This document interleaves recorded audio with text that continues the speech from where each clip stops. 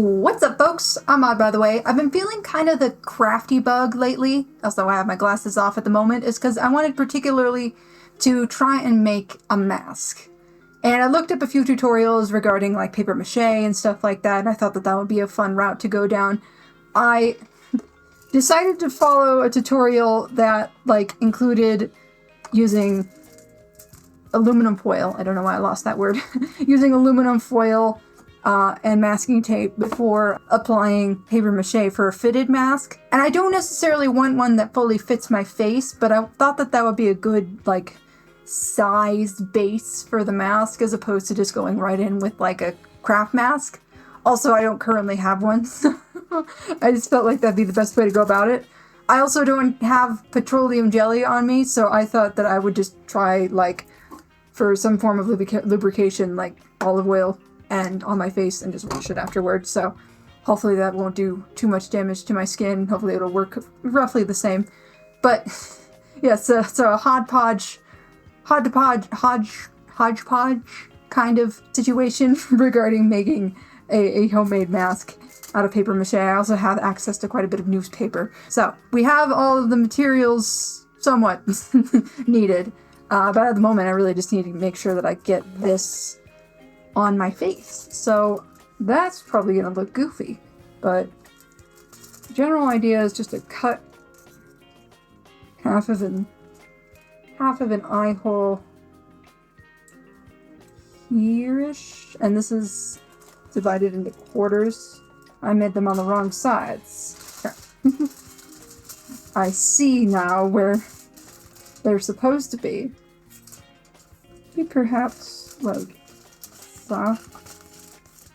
And then like, hold on.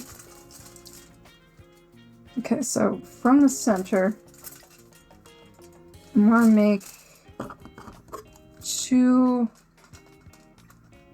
eye holes like here. Hopefully that will look somewhat better. Let's see. Oh, pretty much. Oh my gosh, I look terrifying. Hello. And the idea being that you're just supposed to fit it over your face. I also don't know if I want a whole mask.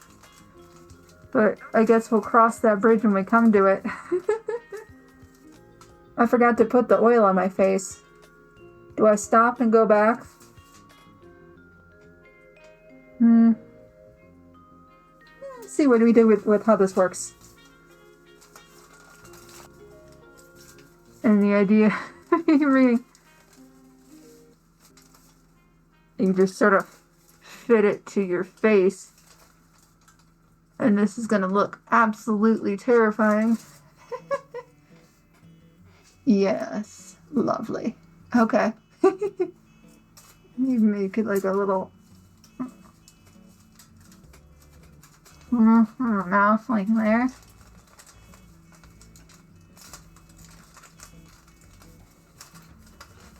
I don't really want it to be like a full face mask, so I guess just like this top part is what really wants to fit my face. Beautiful. Oh my gosh. Okay. Hold on. Yeah. Slightly less creepy. And the idea being that you just secure it further in place with the tape. Oh, look beautiful. Actually want it like here, I think. And that eye hole's even further over. I'll fix it later.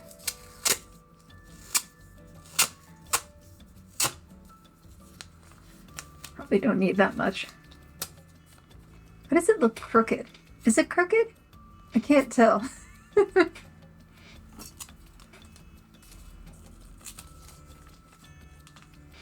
World's dumbest superhero right here, guys.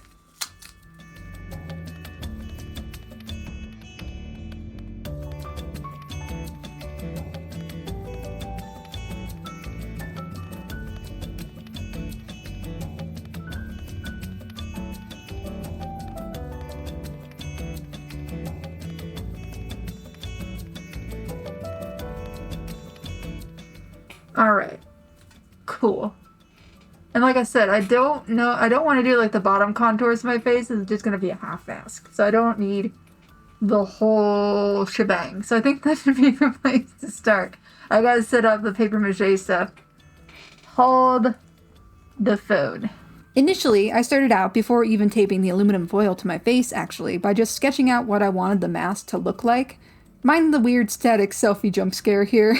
I've never been great at taking pictures of my own face, and I wanted something that wouldn't be too obtrusive. I wanted to make a wolf mask, I decided. I wound up calling the concept for the mask or character surrounding it Lu, just spelled L-U, as short for lupine. Riveting, I know. But the design I had in mind was really just sort of a normal timber wolf. Also, if I were to ever take on a fake name, it would be Lucia for my great-great-grandma, because she was a badass, and that shortens pretty well to Lu, too. The first round of paper mache was really just for the face shape parts, so I wound up not needing the huge bowl I made of paste after all. The mixture I used here was about 2 parts water and 1 part PVA or white glue, or the mythical giant tub of Elmer's that may never run out. I felt like maybe that was just a little too wet. It didn't feel as sticky as I would want it to be. Things just didn't hold their shape quite as well. Also, I'm no stranger to the ugly phase of art, but this was definitely quite an ugly infancy. This isn't really a medium that I really work in, so it's hard to trust the process when you don't really know what the process looks like. I spent the first day worrying about whether I was doing it well or even right, or even if this was even worth posting a process video about on the internet, but I thankfully persisted. The next day, I went way harder on the mask. During the dry time, I did fiddle with it a bit to try and keep the shape to it. It obviously didn't want to stay very round. I wound up using a plastic grocery bag as both a protection and as sort of a bolster for it, before initially putting that over a bowl to really make sure the rounded shape would stay. Initially, for this day, I tried just dipping the paper straight into just regular glue, but that wound up way too sticky, so I added water, and I think the best resulting mix for me was somewhere closer to about a 1-to-1 ratio. I just started scrunching up and folding paper whatever which way to sort of get the shapes that I wanted. One of the limitations of the paper mache for me was that it would very quickly devolve into a sensory nightmare. I can usually deal with getting my hands dirty, but sticky is really unsettling, especially the particular, wet, then tacky, then dry stickiness of glue. My resistance to this was usually how I gauged I was done for the day, because beyond knowing not to do too many layers, I didn't really know what the parameters were there. I don't think that I could make this a regular thing just from how grating the feeling of the glue, wet or drying, on my hands was. At one point, I tried a little glass of water to dip my hands in, and that moderately helped, but not enough to keep doing. Day 3 was definitely a lot more progress on the animalistic front. I decided to sort of move the teeth and mouth placement to better suit the design that I was going for. I also got quite brazen with scissors and took off a lot of excess. This was when the mask was particularly keeping its shape fairly well. This was also when I moved to working with the bowl underneath just to keep the shape and understand how the mask would lay in 3D better. The muzzle turned out a bit more cat than wolf in this go. I think it was just the width and the shortness of the muzzle combined. It was also sort of lined up with a human nose, which is probably closer to cat proportions if anime cat theory is to be believed. I really like the aspect of the wolf's smile here, and that's sort of what it implies. Because when canids, or really most other mammals beside humans, show their teeth, it's considered a sign of aggression, but the nature of it being a mask for a person makes it look like it's a cheeky grin. And maybe there's something there about masks, smiles, or defenses. And the whole aspect of masks taking on a character that allows you to almost remove a mask, so to speak. But I won't get too into art school analysis about it. These are just things that you muse over when you're an hour deep into watching video essays while trying not to go crazy over all the glue on your hands. Day 4 saw more progress on smoothing out the face and muzzle and trying to make it look progressively more wolfy. I have this tendency when I'm on multi-day projects like this to sort of play out any further steps in my head when I go back for the next day, like almost obsessively. My brain is just playing out little GIFs and work plans as I'm sitting there like trying to sleep or anything. So I knew I wanted kind of a consistent ridge from the muzzle to the brow in a smooth T shape. And I worked that by folding up more bits of paper and just trying to progressively kind of like taper them down and smooth them out.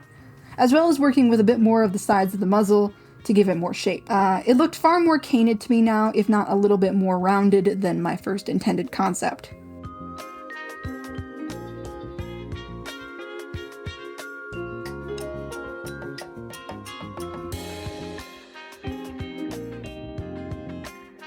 Day 5 was a pretty short one, about the same length as day 1, because I decided to also add a layer of paper mache to the back of the mask now that the shape in the front was pretty solid. I just didn't want to have, like, the aluminum foil sticking to my face.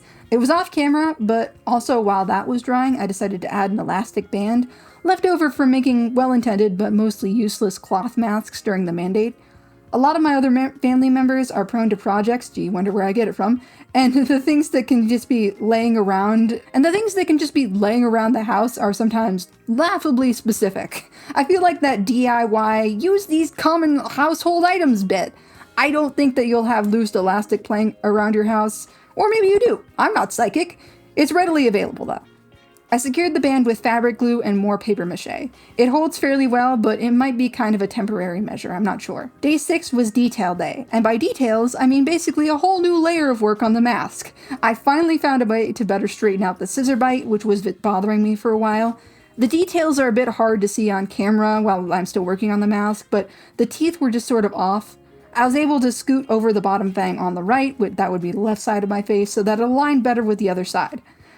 An even number of chompers. Speaking of even, I noticed the expression was a little lopsided, so I tried to bulk up the right side's brow ridge as well. So many problems on that right side.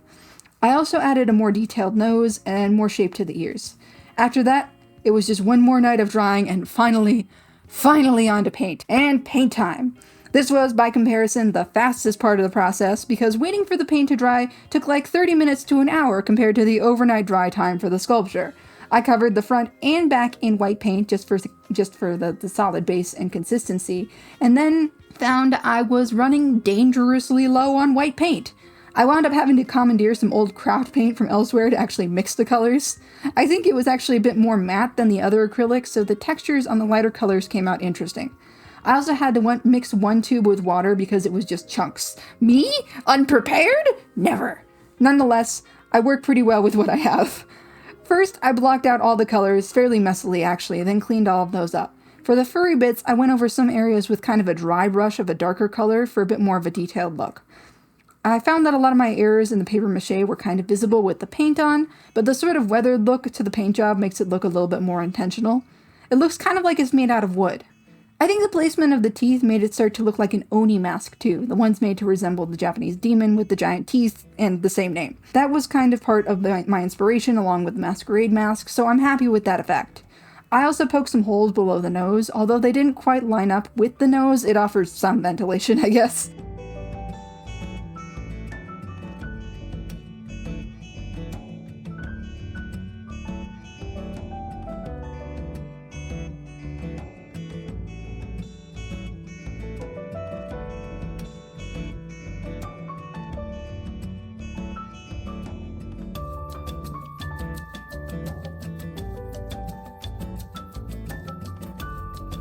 And this is me trying my best to show off the finished results. I'm pretty proud with the mask overall. I definitely learned more as I went and I figured out how to do certain things, which resulted in both the changes from the original concept and probably the overall time scale of the piece. This took a week, if you were keeping track. There are things that I would still definitely change, like I wish I had tried harder to lower the muzzle. But overall, I think that this turned out pretty amazingly for what was basically a first attempt. I've tried paper mache before, but I've never made my own big project. I was usually helping someone else or gave up partway through. I think I learned a lot about how I function with longer processes in this, and I'm happy to have that, even if I never touch paper mache again. I might, if only because Lou here turned out so cool. Let me know what you think of this piece and the video. Be sure to give it a like if you liked it, and subscribe for more weird and fun art challenges and projects. At that though, I'm going to finally leave this here, and I'll see y'all next time.